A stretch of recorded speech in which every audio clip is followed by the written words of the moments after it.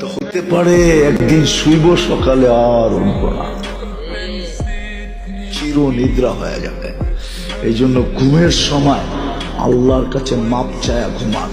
দুর্গন্ধের কারণে কালকে আমরা খবর পাইছি যে এই ঘরের থেকে দুর্গন্ধ বাহির হইতেছে, দরজা তো বন্ধ।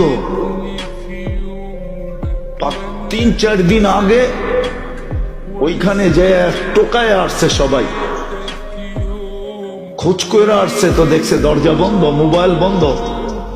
ভাবছে তো মাঝে মাঝে চলে যায় বন্ধ করে, হয়তো বন্ধ করে চলে গেছে, হয়তো কোথাও চলে গেছে বন্ধ করে।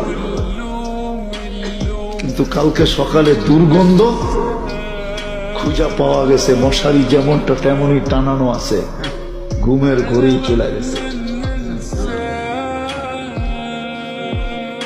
আমরা কেউ তার আত্মীয় স্বজনকে চিনতাম না, জানতামও না, সে কাউকে বলতো না।